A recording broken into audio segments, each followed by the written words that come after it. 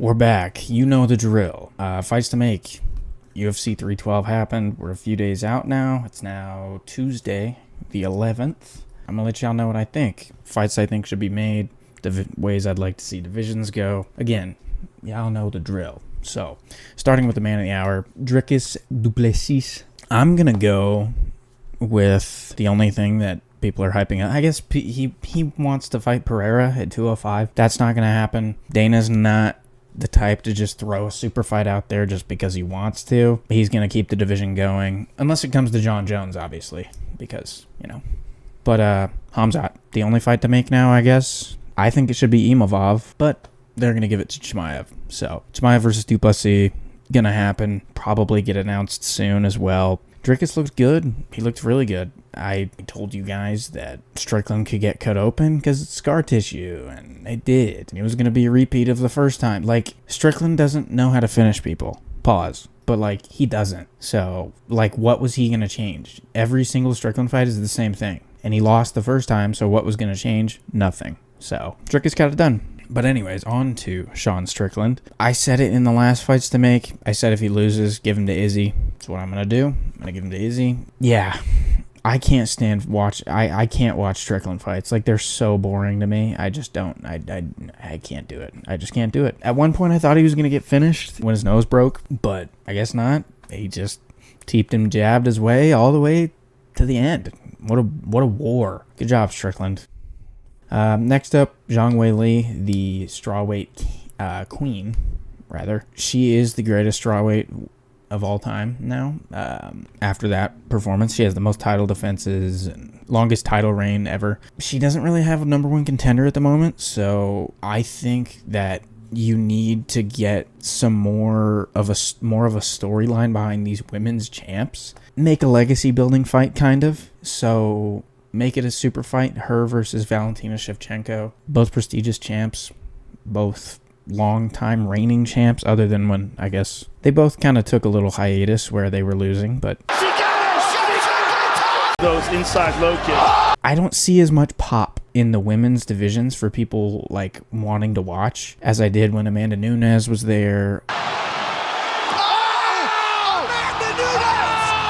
Like when Rose knocked out Weili, like it was like this huge thing. Those inside low kicks. When Chris Cyborg was up at the top. Oh, hard right hand by Cyborg. Daria might be out. It is done. That was a long time ago, but still, it's not the same. Like, I just feel like people don't care. And maybe that is because of recent performances like the one from Valentina. Maybe it was because it's boring and people just don't care anymore. Maybe that's what it is. But I think that this could be like this big. This has a lot of promotional value, and Weili doesn't have a number one contender right now, and she's beaten everybody pretty much. Do it. Why not? Tatiana Suarez, I picked her to win because I figured Weili would be taken down and wouldn't be able to get back up, which did happen in the first round. I was watching the fight and I was like, damn, I was like spot on with this. Like, she was going to get Weili down and just win the whole time. And then the second round started and she couldn't do shit. Like, she just, I don't know, man. I don't know. It's just like this, the fight IQ seems to be a little bit bad with her. Like, when she pulled that guillotine in the first round, I was like, what the hell are you thinking? Anyways, there isn't like an official number one contender anymore because Weili's beaten everybody pretty much. So I say the two people that lost to Weili are now most recently are Tatiana Suarez and Xionan. We need an official number one contender. They haven't fought each other, so Tatiana kind of just jumped the line because Weili beat Xionan in the last fight. So have them fight. You know, clearly they're at the top of the division, but we need to, like, really find whose place is where. Next up, we got the Topuria brother. We got Alexandre Topuria. He looked, in the first round, I was, like, kind of scared. Like, not scared, but it was, like, kind of like oh, shit. Like, bantamweight's fucked too now? Like, what the hell? But he slowed down. I think it was the second round that was a little close. But, like, he looks exactly like Ilya when he's, like, standing up, at least. Ilya he has a lot of weight on his back foot, and his boxing is really good. So when he goes to enter exchanges and he realizes he's in range, he dips at perfect times, he slips out of shots, And it's super cool to watch, and it's only things that experienced guys do. And Alexandre does the same thing. I was like, oh my God, he's gonna like destroy, was it Colby Thickness or whatever he was, the guy that he fought? He did. He won handedly. He won all 3 rounds. I gave him all 3 rounds. Round 2 was kind of close. He looked really good though, especially not having too many professional fights on his record. But that being said, I say give him the Houney Barcelos.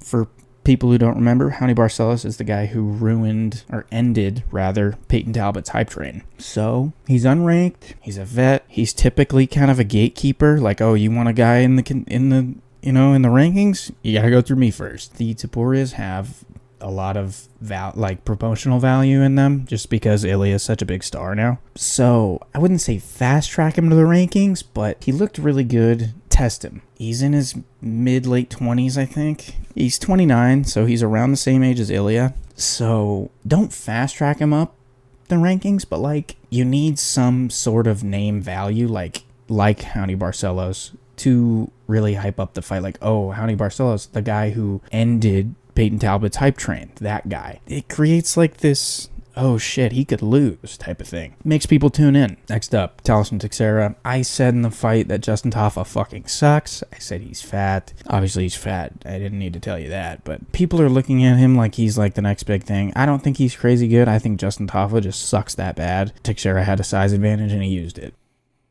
That's all I saw. He landed a clean elbow, broke his nose, put him down. He's going to have to fight a bunch of fat dudes. He's not like a very physically imposing guy. Like he's not like built well. He's just kind of tall. He's going to have to fight a bunch of fat guys. He's young. I think he's like 24, 25. In heavyweight, you typically need to give guys a little bit more time if you want them to be like a top 5 kind of guy. I'm going to give him to Jake Collier. Dude, Jake Collier, by the way, he looks like one of those like fat kids that you see waddling around at Walmart, and he just like never grew out of it. He just like grew like a shitty goatee in, but he like still looks the same as when he did when he was like 8, and he's just still fat, like a chunky kid. Don't rush him, please. Like, heavyweight is so boring, and if he's able to get finishes like he did on Saturday, don't rush him. Like, there's no point. He's young. There's no point. Give him a bunch of fat dudes out of the rankings for about 3-4 fights, and then 2 years down the road, maybe you start throwing him guys up the rankings. But maybe we get some cool KOs from it. We got one on Saturday with the elbow and the ground and pound, but yeah. The next 2 guys that I want to talk about, I could have put a few other guys on here. I could have put guys like Thickness or like, I don't know. There was a few other names that I could have put on here. But I'm going to put Justin Tafa and Kevin Jusset on here because I have a similar idea for both of these guys. Get them the fuck out of the UFC, please. I can't stand either of these guys. Justin Tafa sucks. Both the Tafa brothers are fucking terrible. Like, at what point are we going to look at guys like Justin Tafa, like these Islander guys, and just go, yeah, they're just kind of fat, and they're not good. They have, like, cool tattoos. Is that it? Like, they're just, like, these Islanders who, like, Tai Tuivasa is the only real, and, like, Mark Hunt are, like, the only guys who have really had success, like, deep success. He's not good. He's awful. And so's Kevin Jusset. Kevin Jusset, like, these city kickboxing guys are having a lot of trouble right now. I get that, but he sucks. He fights like he has this, like, crazy finishing ability, and he can put you away with, like, one counter shot, and he's just, like, sitting there feigning, like, and then he's just, like, eating punches and his hands are down, or, like, his guard is so wide that they just split it with a jab, and his head's bouncing back, and, like, he's not good. He's terrible. So's Justin Tafa. Get him. I'm getting mad now. Get them the fuck out of the UFC. They're terrible. Both of these guys are not good. Maybe Kevin Jusset, give him some time and he can come back, but neither of them are good. Anyways, I'm gonna finish this up with Jake Matthews, just because the thing I wanted to say about Jake Matthews was he's like very, very streaky. Like, I remember when he fought, who was it, Fialho, and he just, like, couldn't be touched. Like, he was pulling out of shots, he was weaving and countering, and he couldn't be touched. Fialho was just a punching bag before he got put out. And then the fight after that, I think he fought Smellsberger, and he just looked like a retard. And I was like, what the fuck happened? Like, you just looked like you could fight in the top 10, top 15, and now Smellsberger is just, like, toying with you, like, making you his bitch. Like, what the fuck happened? And that's kind of what happened. Not to that extent, obviously, with like the Fialho performance. But on Saturday, he looked like very, very sharp. So I don't know what the hell is going on with this guy. Like, sometimes he's good, sometimes he's shit. Sometimes maybe good, sometimes maybe shit.